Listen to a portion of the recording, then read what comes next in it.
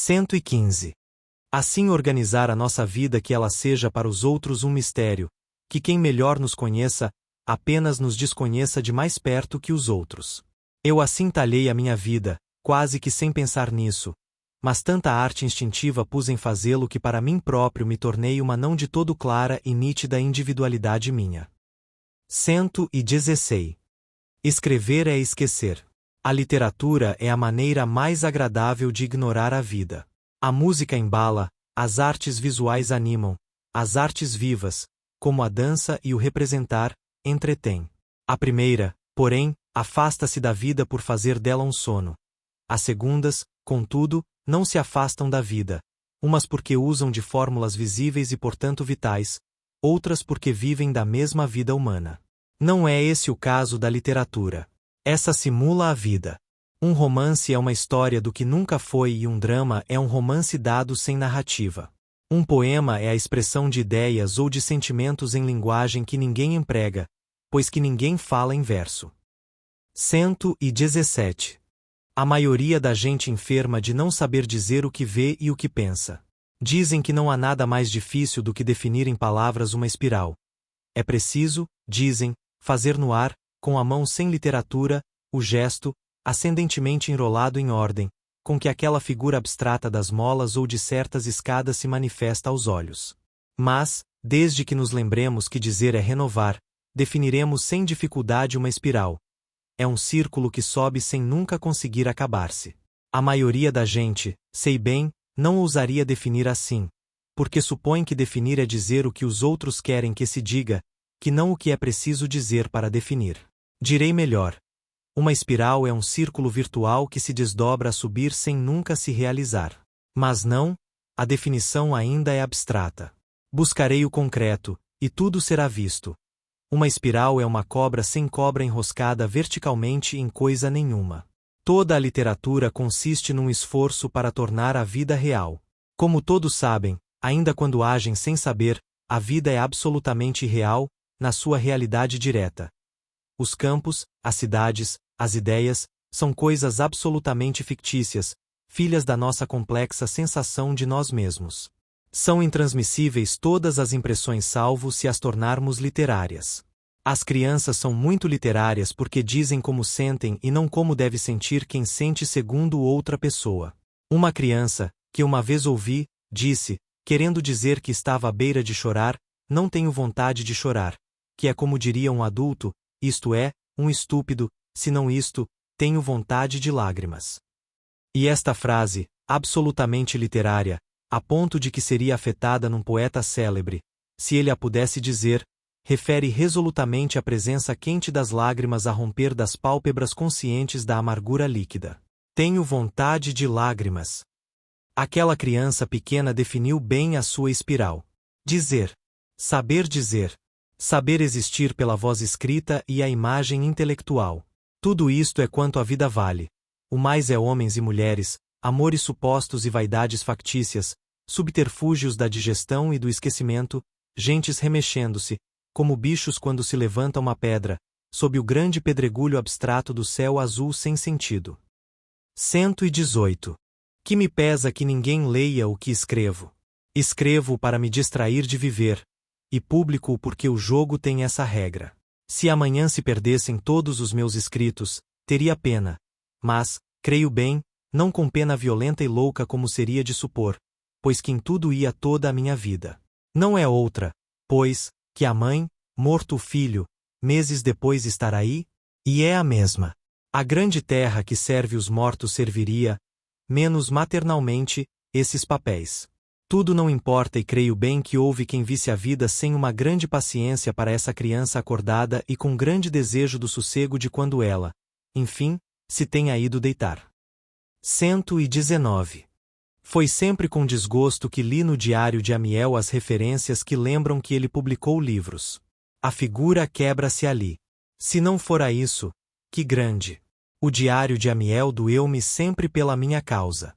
Quando cheguei àquele ponto em que ele diz que sobre ele desceu o fruto do Espírito como sendo a consciência da consciência, senti uma referência direta à minha alma. 120. Aquela malícia incerta e quase imponderável que alegra qualquer coração humano ante a dor dos outros, e o desconforto alheio, ponho-a eu no exame das minhas próprias dores, levo-a tão longe que nas ocasiões em que me sinto ridículo ou mesquinho, gozo-a como se fosse outro que o estivesse sendo.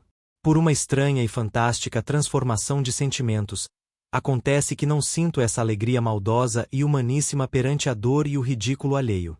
Sinto perante o rebaixamento dos outros não uma dor, mas um desconforto estético e uma irritação sinuosa. Não é por bondade que isto acontece, mas sim porque quem se torna ridículo não é só para mim que se torna ridículo, mas para os outros também, e irrita-me que alguém esteja sendo ridículo para os outros. Dói-me que qualquer animal da espécie humana ria à custa de outro, quando não tem direito de o fazer. De os outros se rirem à minha custa não me importo, porque de mim para fora há um desprezo profícuo e blindado. Mais terrível de que qualquer muro, pus grades altíssimas a demarcar o jardim do meu ser, de modo que, vendo perfeitamente os outros, perfeitissimamente eu os excluo e mantenho outros. Escolher modos de não agir foi sempre a atenção e o escrúpulo da minha vida.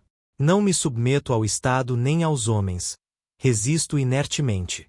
O Estado só me pode querer para uma ação qualquer. Não agindo eu, ele nada de mim consegue. Hoje já não se mata, e ele apenas me pode incomodar.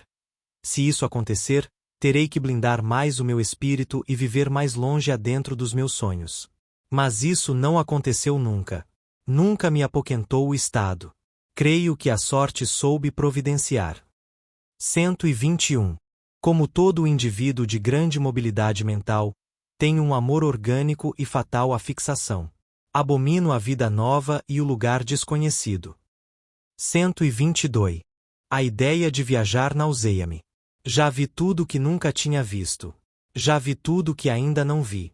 O tédio do constantemente novo, o tédio de descobrir, sob a falsa diferença das coisas e das ideias, a perene identidade de tudo, a semelhança absoluta entre a mesquita, o templo e a igreja, a igualdade da cabana e do castelo, o mesmo corpo estrutural a ser revestido e selvagem nu, a eterna concordância da vida consigo mesma, a estagnação de tudo que vivo só de mexer se está passando. Paisagens são repetições. Numa simples viagem de comboio divido-me inútil e angustiadamente entre a inatenção à paisagem e a inatenção ao livro que me entreteria se eu fosse outro. Tenho da vida uma náusea vaga, e o movimento acentua a má. Só não há tédio nas paisagens que não existem, nos livros que nunca lerei. A vida, para mim, é uma sonolência que não chega ao cérebro. Esse conservo eu livre para que nele possa ser triste. Viagem os que não existem. Para quem não é nada, como um rio, o correr deve ser vida. Mas aos que pensam e sentem, aos que estão despertos, a horrorosa histeria dos comboios, dos automóveis, dos navios não os deixa dormir nem acordar. De qualquer viagem, ainda que pequena, regresso como de um sono cheio de sonhos, uma confusão tórpida, com as sensações coladas umas às outras, bêbado do que vi. Para o repouso falta-me a saúde da alma. Para o movimento falta-me qualquer coisa que há entre a alma e o corpo. Negam-se-me, não os movimentos, mas o desejo de os ter muita vez me tem sucedido querer atravessar o rio, estes 10 minutos do terreiro do Paço a Cacilhas. E quase sempre tive como que a timidez de tanta gente, de mim mesmo e do meu propósito. Uma ou outra vez tenho ido, sempre opresso, sempre pondo somente o pé em terra de quando estou de volta. Quando se sente demais, o Tejo é Atlântico sem número, e Cacilhas outro continente, ou até outro universo. 123. A renúncia é a libertação. Não querer é poder. Que me pode dar a China que a minha alma me não tenha já dado?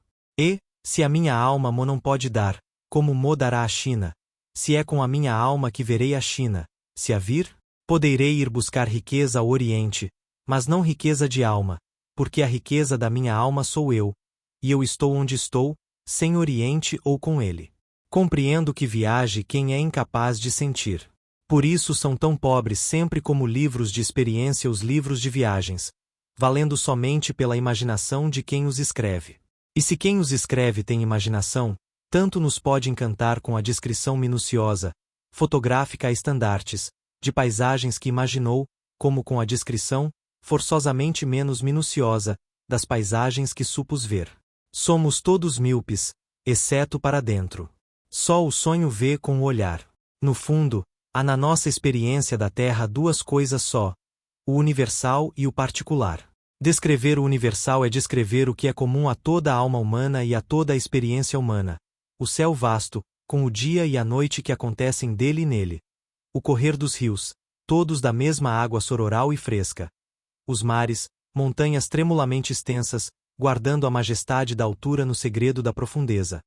Os campos, as estações, as casas, as caras, os gestos, o traje e os sorrisos, o amor e as guerras. Os deuses, finitos e infinitos. A noite sem forma, mãe da origem do mundo. O fado, o monstro intelectual que é tudo. Descrevendo isto, ou qualquer coisa universal como isto, falo com a alma a linguagem primitiva e divina, o idioma adâmico que todos entendem. Mas que linguagem estilhaçada e babélica falaria eu quando descrevesse o elevador de Santa Justa, a catedral de Reims, os calções dos Zuavos, a maneira como o português se pronuncia em Trás-os-Montes. Estas coisas são acidentes da superfície. Podem sentir-se com o andar, mas não com o sentir. O que no elevador de Santa Justa é universal é a mecânica facilitando o mundo. O que na catedral de Reims é verdade não é a catedral nem o Reims, mas a majestade religiosa dos edifícios consagrados ao conhecimento da profundeza da alma humana. O que nos calções dos Zuavos é eterno é a ficção colorida dos trajes, linguagem humana, criando uma simplicidade social que é no seu modo uma nova nudez. O que nas pronúncias locais é universal é o timbre caseiro das vozes de gente que vive espontânea, a diversidade dos seres juntos, a sucessão multicolor das maneiras, as diferenças dos povos e a vasta variedade das nações. Transeuntes eternos por nós mesmos, não há paisagem senão o que somos. Nada possuímos, porque nem a nós possuímos. Nada temos porque nada somos. Que mãos estenderei para que o universo? O universo não é meu. Sou eu. 124. Toda a alma digna de si própria deseja viver a vida em extremo. Contentar-se com o que lhe dão é próprio dos escravos. Pedir mais é próprio das crianças. Conquistar mais é próprio dos loucos, porque toda conquista é viver a vida em extremo significa vivê-la até ao limite. Mas há 3 maneiras de o fazer, e a cada alma elevada compete escolher uma das maneiras. Pode viver-se a vida em extremo pela posse extrema dela, pela viagem uliceia através de todas as sensações vividas, através de todas as formas de energia exteriorizada. Raros, porém, são, em todas as épocas do mundo, os que podem fechar os olhos cheios do cansaço soma de todos os cansaços, os que possuíram tudo de todas as maneiras. Raros podem assim exigir da vida, conseguindo que ela se lhes entregue corpo e alma, sabendo não ser ciumentos dela por saber ter-lhe o amor inteiramente. Mas este deve ser, sem dúvida, o desejo de toda a alma elevada e forte. Quando essa alma, porém, verifica que lhe é impossível tal realização, que não tem forças para a conquista de todas as partes do todo, tem 2 outros caminhos que siga. 1. A abdicação inteira, a abstenção formal, completa, relegando para a esfera da sensibilidade aquilo que não pode possuir integralmente na região da atividade e da energia. Mais vale supremamente não agir que agir inutilmente, fragmentariamente, imbastantemente, como a inúmera supérflua maioria inane dos homens. Outro, o caminho do perfeito equilíbrio, a busca do limite na proporção absoluta, por onde a ânsia de extremo passa da vontade e da emoção para a inteligência, sendo toda a ambição não de viver toda a vida, não de sentir toda a vida, mas de ordenar toda a vida, de a cumprir em harmonia e coordenação inteligente. A ânsia de compreender, que para tantas almas nobres substitui a de agir, pertence à esfera da sensibilidade. Substituir a inteligência à energia, quebrar o elo entre a vontade e a emoção, despindo de interesse todos os gestos da vida material, eis o que, conseguido, vale mais que a vida, tão difícil de possuir completa, e tão triste de possuir parcial. Diziam os argonautas que navegar é preciso, mas que viver não é preciso. Argonautas, nós, da sensibilidade doentia, digamos que sentir é preciso, mas que não é preciso viver. 125. Não fizeram, Senhor, as vossas naus viagem mais primeira que a que o meu pensamento, no desastre deste livro, conseguiu. Cabo não dobraram, nem Draia viram mais afastada, tanto da audácia dos audazes como da imaginação dos por ousar, igual aos cabos que dobrei com a minha meditação, e as praias a que, com o meu eu, fiz aportar o meu esforço. Por vosso início, Senhor, se descobriu o mundo real. Pelo meu o mundo intelectual se descobrirá. Arcaram os vossos argonautas com monstros e medos. Também, na viagem do meu pensamento, tive monstros e medos com que arcar. No caminho para o abismo abstrato, que está no fundo das coisas, há horrores, que passar, que os homens do mundo não imaginam e medos que ter que a experiência humana não conhece. É mais humano talvez o cabo para o lugar indefinido do mar comum do que a senda abstrata para o vácuo do mundo. Apartados do uso dos seus lares, exues do caminho das suas casas, viúvos para sempre da brandura de a vida ser a mesma, chegaram por fim os vossos emissários, vós já morto, ao extremo oceânico da terra. Viram, no material, um novo céu e uma terra nova. Eu, longe dos caminhos de mim próprio, cego da visão da vida que amo, cheguei por fim, também, ao extremo vazio das coisas, à borda imponderável do limite dos entes, à porta sem lugar do abismo abstrato do mundo. Entrei, Senhor, essa porta. Vaguei, Senhor, por esse mar. Contemplei, Senhor, esse invisível abismo. Ponho esta obra de descoberta suprema na invocação do vosso nome português, Criador de Argonautas. 126. Tenho grandes estagnações. Não é que, como toda a gente, esteja dias sobre dias para responder num postal à carta urgente que me escreveram. Não é que, como ninguém, adie indefinidamente o fácil que me é útil, ou o útil que me é agradável. Há mais subtileza na minha desinteligência comigo. Estagno na mesma alma. Dá-se em mim uma suspensão da vontade, da emoção, do pensamento, e esta suspensão dura magnos dias.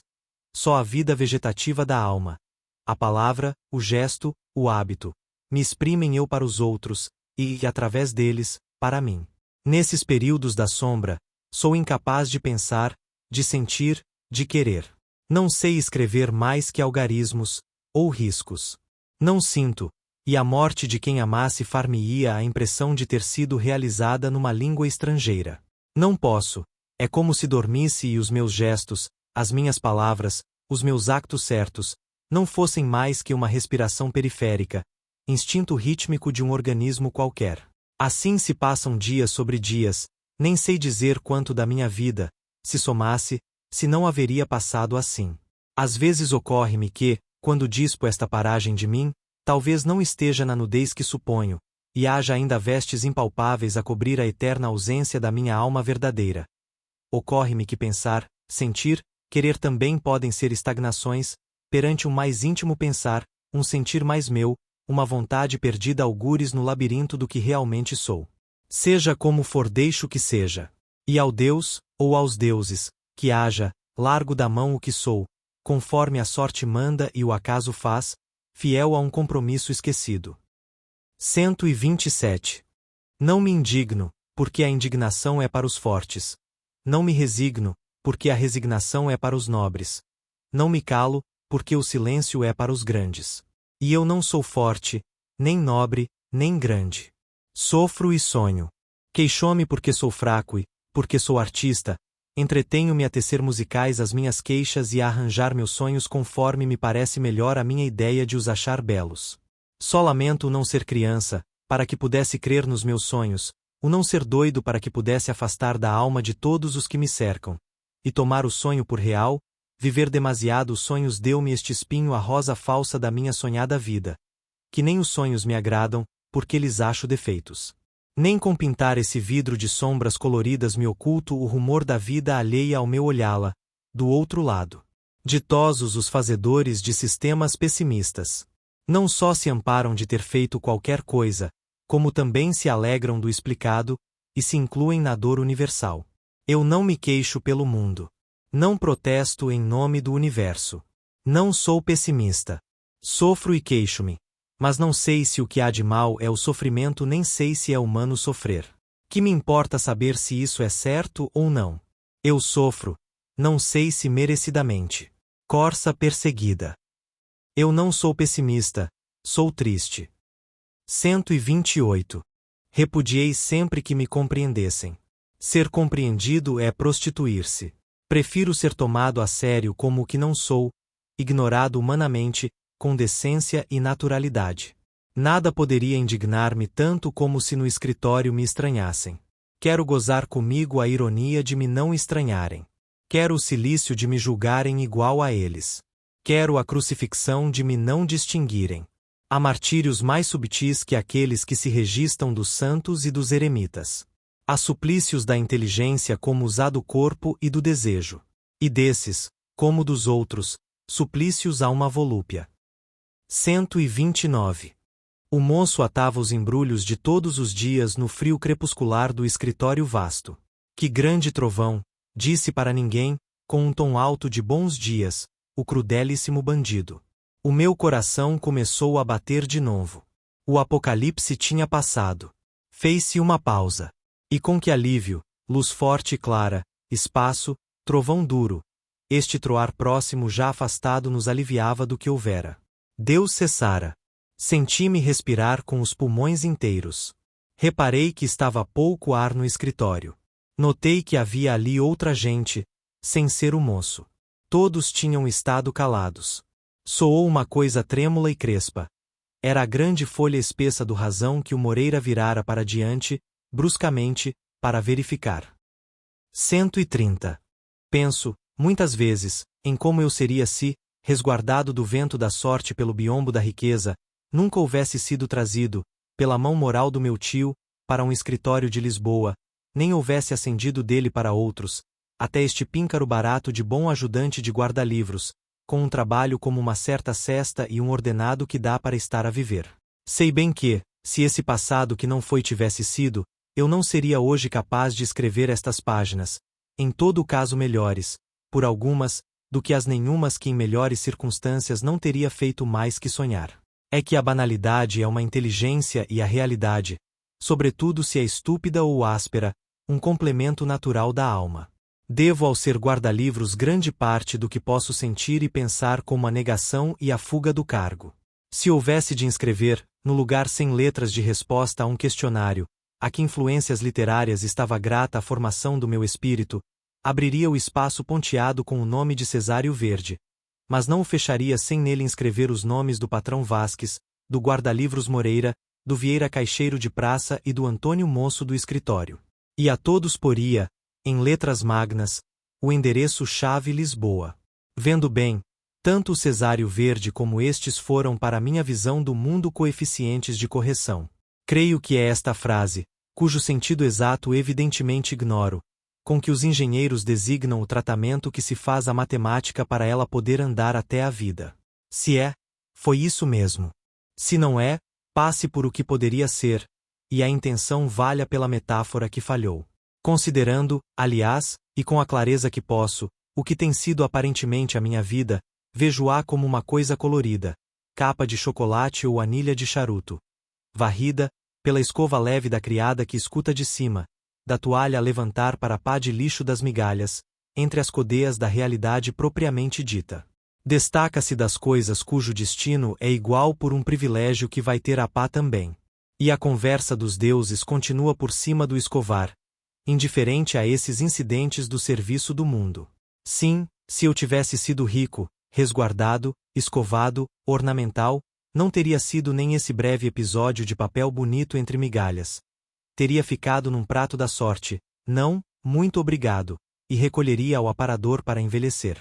Assim, rejeitado depois de me comerem um miolo prático, vou com o pó do que resta do corpo de Cristo para o caixote do lixo, e nem imagino o que se segue, e entre que astros, mas sempre a seguir. 131. Não tendo que fazer, nem que pensar em fazer, vou pôr neste papel a descrição do meu ideal. Apontamento à sensibilidade de Mallarmé dentro do estilo de Vieira. Sonhar como Verlaine no corpo de Horácio, ser Homero ao luar. Sentir tudo de todas as maneiras. Saber pensar com as emoções e sentir com o pensamento. Não desejar muito senão com a imaginação. Sofrer com coqueterie. Ver claro para escrever justo. Conhecer-se com fingimento e tática, naturalizar-se diferente e com todos os documentos. Em suma, usar por dentro todas as sensações, descascando-as até Deus. Mas embrulhar de novo e repor na montra como aquele caixeiro que daqui estou vendo com as latas pequenas da graxa da nova marca.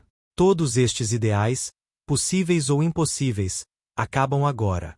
Tenho a realidade diante de mim, não é sequer o caixeiro, é a mão dele, a ele não vejo.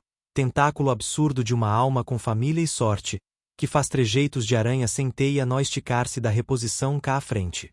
E uma das latas caiu, como o destino de toda a gente.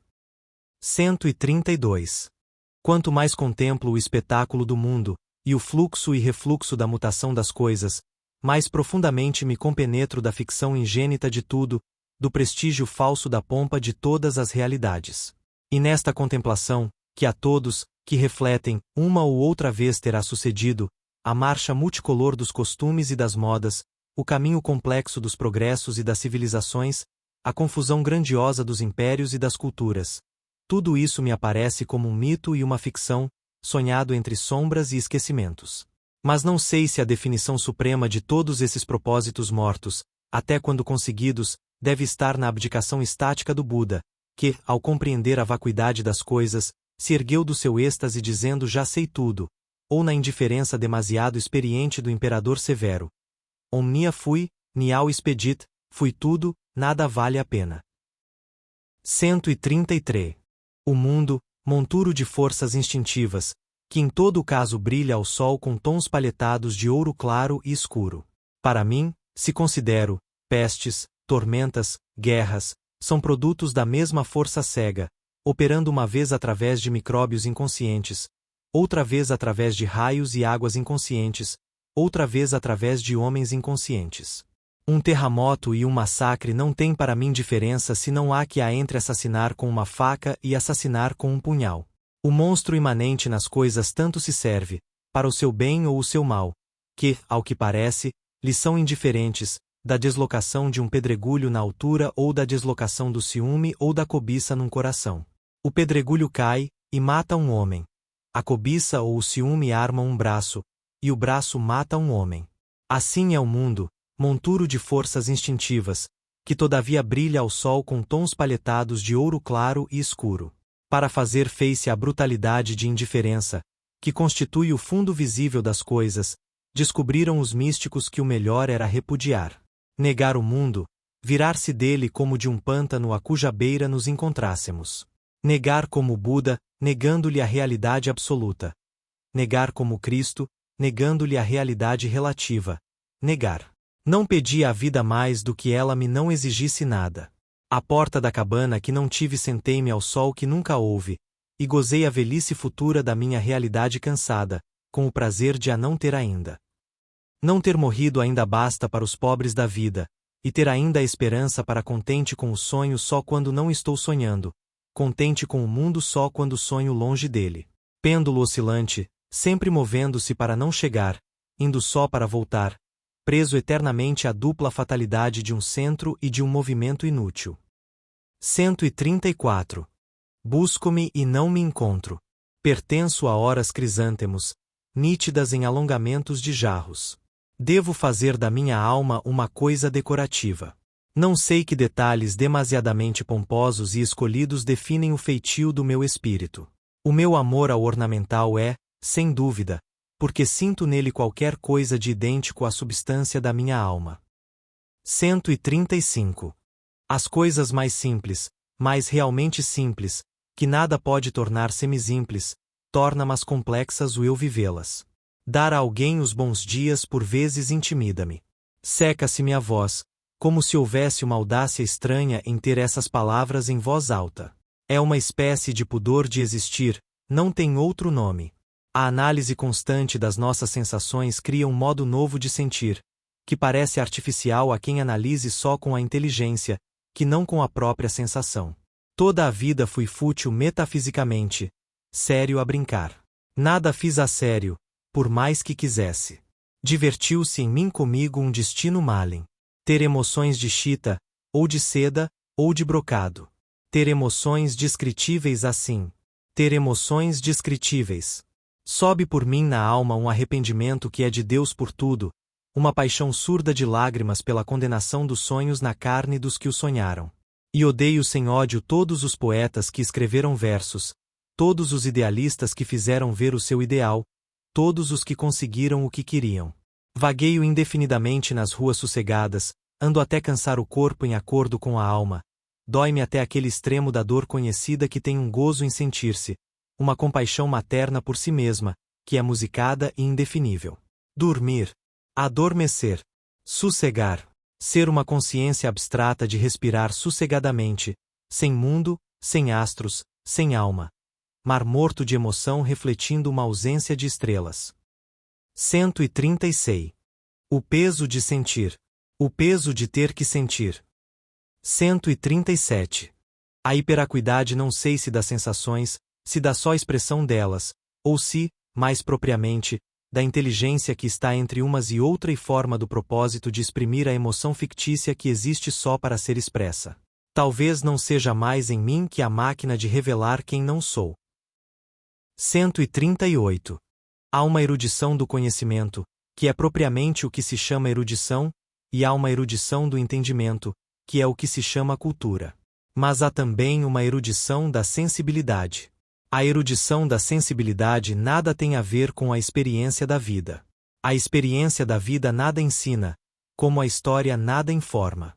A verdadeira experiência consiste em restringir o contato com a realidade e aumentar a análise desse contato.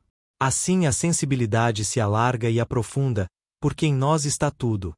Basta que o procuremos e o saibamos procurar. Que é viajar, e para que serve viajar? Qualquer poente é o poente. Não é mister ir vê-lo a Constantinopla. A sensação de libertação, que nasce das viagens. Posso tê-la saindo de Lisboa até Benfica, e tê-la mais intensamente do que quem vá de Lisboa à China, porque se a libertação não está em mim, não está, para mim, em parte alguma. Qualquer estrada, disse Carlilé, até esta estrada de Intepfu, te leva até ao fim do mundo. Mas a estrada de Intepfu, se for seguida toda, e até ao fim, volta a Intepfu. De modo que o Intepfu, onde já estávamos, é aquele mesmo fim do mundo que íamos a buscar. Condillac começa o seu livro célebre: por mais alto que subamos e mais baixo que desçamos, nunca saímos das nossas sensações. Nunca desembarcamos de nós. Nunca chegamos a outrem, senão outrando-nos pela imaginação sensível de nós mesmos. As verdadeiras paisagens são as que nós mesmos criamos, porque assim, sendo deuses delas, as vemos como elas verdadeiramente são, que é como foram criadas. Não é nenhuma das 7 partidas do mundo aquela que me interessa e posso verdadeiramente ver. A 8ª partida é a que percorro e é minha. Quem cruzou todos os mares cruzou somente a monotonia de si mesmo. Já cruzei mais mares do que todos. Já vi mais montanhas que as que há na terra. Passei já por cidades mais que as existentes, e os grandes rios de nenhuns mundos fluíram, absolutos, sob os meus olhos contemplativos. Se viajasse, encontraria a cópia débil do que já vira sem viajar. Nos países que os outros visitam, visitam-nos anônimos e peregrinos.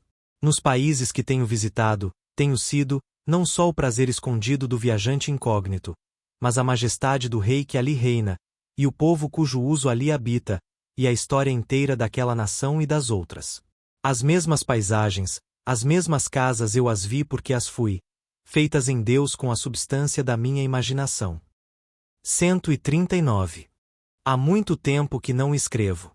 Tem passado meses sem que viva, e vou durando, entre o escritório e a fisiologia, numa estagnação íntima de pensar e de sentir.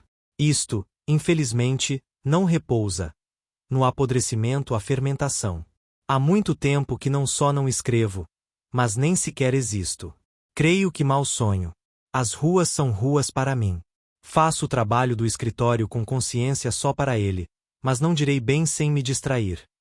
Por detrás estou, em vez de meditando, dormindo, porém estou sempre outro por detrás do trabalho. Há muito tempo que não existo. Estou sossegadíssimo. Ninguém me distingue de quem sou. Senti-me agora respirar como se houvesse praticado uma coisa nova, ou atrasada. Começo a ter consciência de ter consciência. Talvez amanhã desperte para mim mesmo, e reate o curso da minha existência própria. Não sei se, com isso, serei mais feliz ou menos. Não sei nada.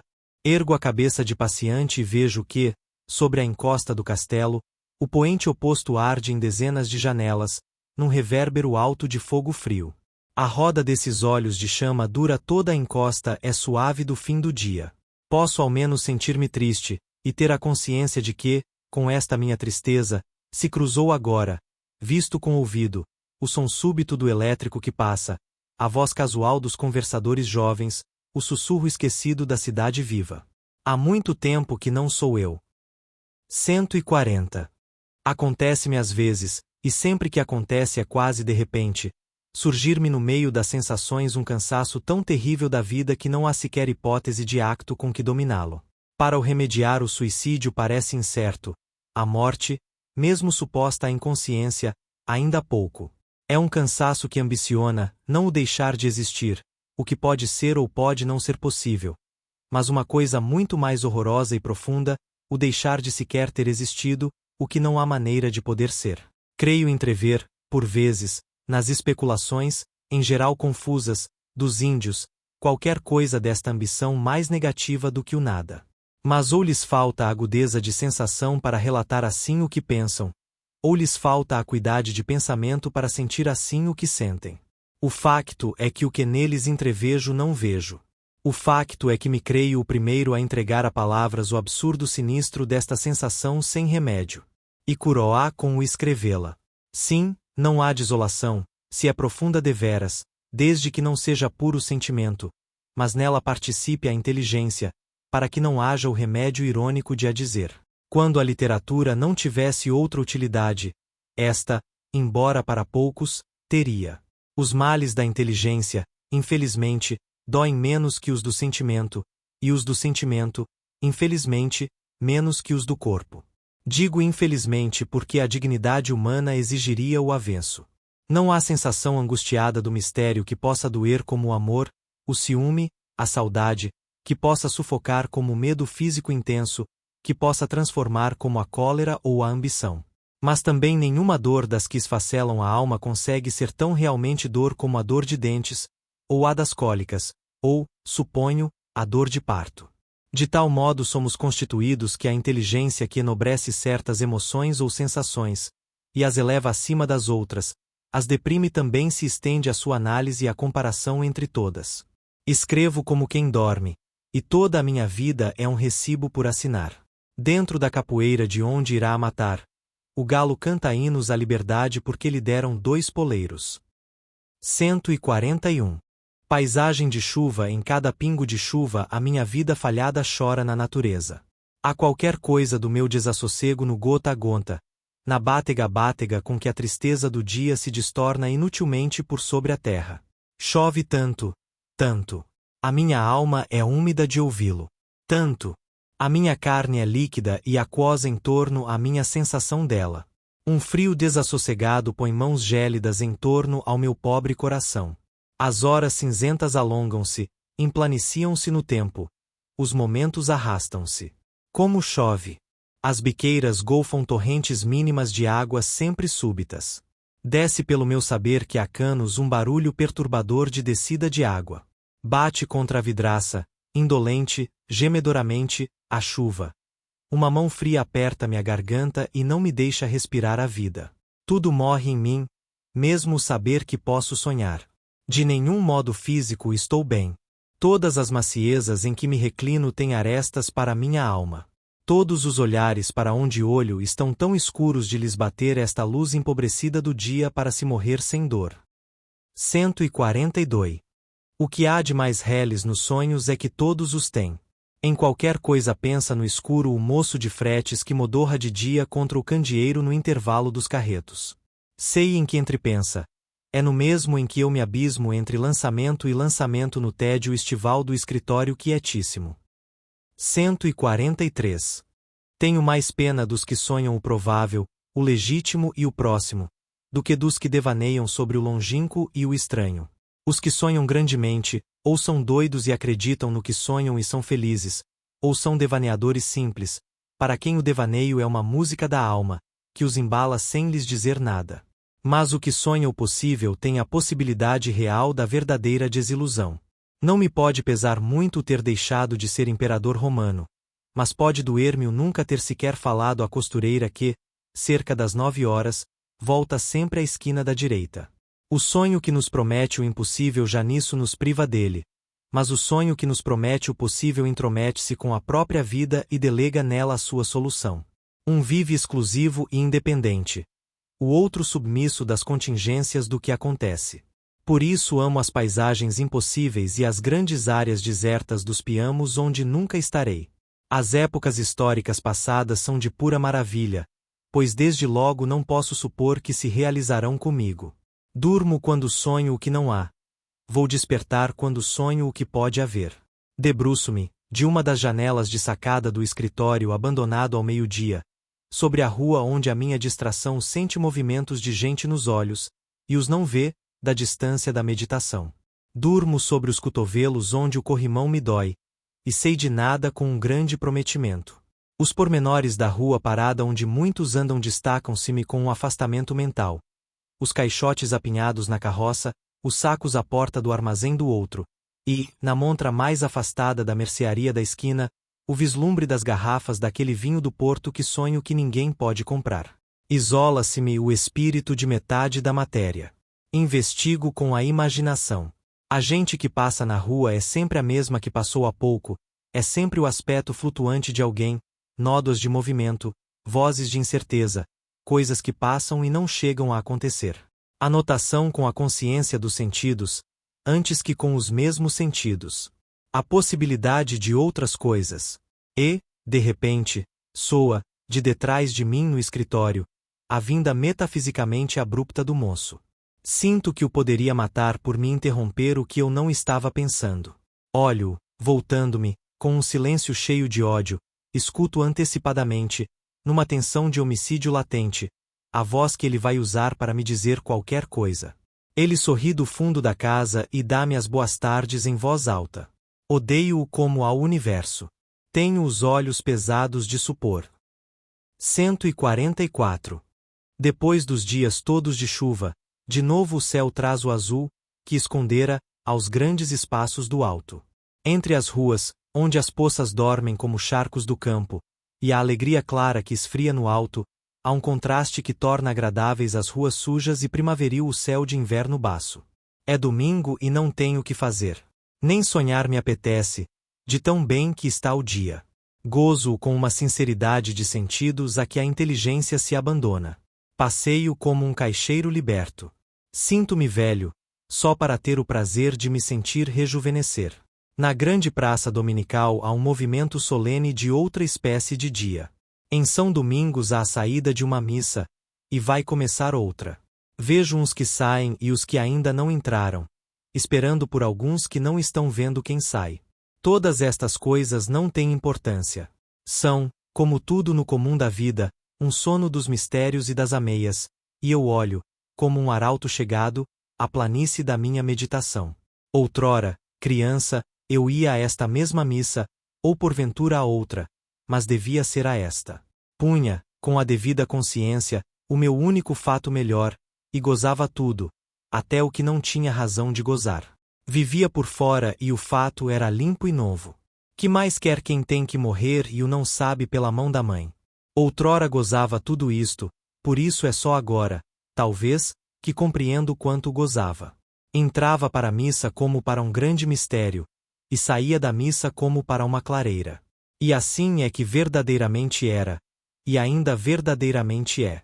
Só o ser que não crê e é adulto, com alma que recorda e chora, são a ficção e o transtorno, o desalinho e a lajem fria. Sim, o que eu sou fora é insuportável, se eu não pudesse lembrar-me do que fui. E esta multidão alheia que continua ainda a sair da missa, e o princípio da multidão possível que começa a chegar para entrar para outra. Tudo isto são como barcos que passam por mim, rio lento, sob as janelas abertas do meu lar erguido sobre a margem. Memórias, domingos, missas, prazer de haver sido, milagre do tempo que ficou por ter passado, e não esquece nunca porque foi meu. Diagonal absurda das sensações normais, som súbito de carruagem de praça que soa rodas no fundo dos silêncios ruidosos dos automóveis, e de qualquer modo, por um paradoxo maternal do tempo, subsiste hoje, aqui mesmo, entre o que sou e o que perdi, no antero olhar de mim que sou eu. 145. Quanto mais alto o homem, de mais coisas tem que se privar. No píncaro não há lugar senão para o homem só.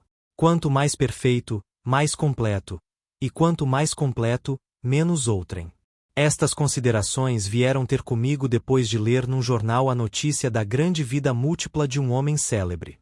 Era um milionário americano, e tinha sido tudo. Tivera quanto ambicionara: dinheiro, amores, afetos, dedicações, viagens, coleções. Não é que o dinheiro possa tudo, mas o grande magnetismo, com que se obtém muito dinheiro, pode, efetivamente, quase tudo. Quando depunha o jornal sobre a mesa do café, já refletia que o mesmo, na sua esfera, poderia dizer o caixeiro de praça, mais ou menos meu conhecido, que todos os dias almoça, como hoje está almoçando, na mesa ao fundo do canto. Tudo quanto o milionário teve, este homem teve, em menor grau, e certo, mas para a sua estatura. Os dois homens conseguiram o mesmo, nem há diferença de celebridade, porque aí também a diferença de ambientes estabelece a identidade. Não há ninguém no mundo que não conhecesse o nome do milionário americano. Mas não há ninguém na Praça de Lisboa que não conheça o nome do homem que está ali almoçando. Estes homens, afinal, obtiveram tudo quanto a mão pode atingir, estendendo o braço. Variava neles o comprimento do braço. No resto eram iguais. Não consegui nunca ter inveja desta espécie de gente. Achei sempre que a virtude estava em obter o que não se alcançava, em viver onde se não está, em ser mais vivo depois de morto que quando se está vivo, em conseguir, enfim, qualquer coisa de difícil, de absurdo, em vencer, como obstáculos, a própria realidade do mundo.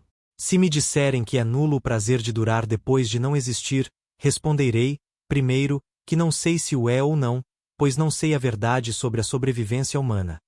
Responderei, depois, que o prazer da fama futura é um prazer presente, a fama é que é futura. E é um prazer de orgulho igual a nenhum que qualquer posse material consiga dar. Pode ser, de facto, ilusório, mas seja o que for, é mais largo do que o prazer de gozar só o que está aqui. O milionário americano não pode crer que a posteridade aprecie os seus poemas, visto que não escreveu nenhuns. O caixeiro de praça não pode supor que o futuro se deleite nos seus quadros, visto que nenhuns pintou. Eu, porém, que na vida transitória não sou nada, posso gozar a visão do futuro a ler esta página, pois efetivamente a escrevo. Posso orgulhar-me, como de um filho, da fama que terei, porque, ao menos, tenho com que a ter. E quando penso isto, erguendo-me da mesa, é com uma íntima majestade que a minha estatura invisível se ergue acima de Detroit, Michigan, e de toda a praça de Lisboa. Reparo, porém, que não foi com estas reflexões que comecei a refletir. O que pensei logo foi no pouco que tem que ser na vida quem tem que sobreviver.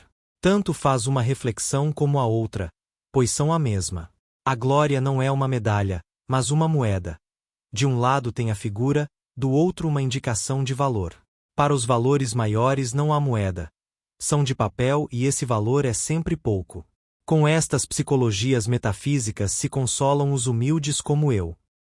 146. Alguns têm na vida um grande sonho e faltam a esse sonho. Outros não têm na vida nenhum sonho, e faltam a esse também. 147. Todo esforço, qualquer que seja o fim para que tenda, sofre, ao manifestar-se, os desvios que a vida lhe impõe. Torna-se outro esforço, serve outros fins, consuma por vezes o mesmo contrário do que pretendera realizar. Só um baixo fim vale a pena, porque só um baixo fim se pode inteiramente efetuar. Se quero empregar meus esforços para conseguir uma fortuna, poderei em certo modo consegui-la. O fim é baixo, como todos os fins quantitativos, pessoais ou não, e é atingível e verificável. Mas como hei de efetuar o intento de servir minha pátria, ou alargar a cultura humana, ou melhorar a humanidade? Nem posso ter a certeza dos processos nem a verificação dos fins. 148. O homem perfeito do pagão era a perfeição do homem que há. O homem perfeito do cristão a perfeição do homem que não há. O homem perfeito do budista a perfeição de não haver o homem. A natureza é a diferença entre a alma e Deus. Tudo quanto o homem expõe ou exprime é uma nota à margem de um texto apagado de todo. Mais ou menos, pelo sentido da nota, tiramos o sentido que havia de ser o do texto. Mas fica sempre uma dúvida, e os sentidos possíveis são muitos.